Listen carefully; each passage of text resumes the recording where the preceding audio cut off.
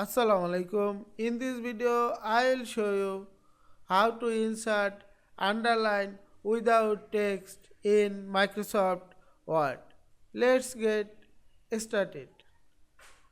Go to the Home tab and click the underline icon or press the Ctrl U from keyboard and now press the tab button from keyboard.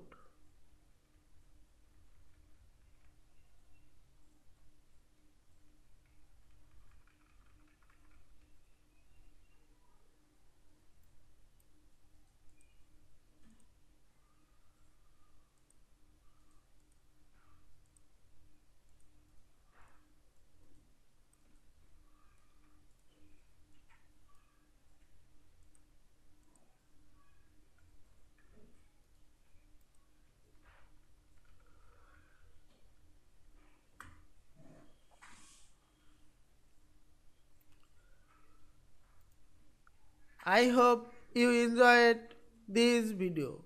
Please subscribe to my channel, like, comments and share. Thanks for watching.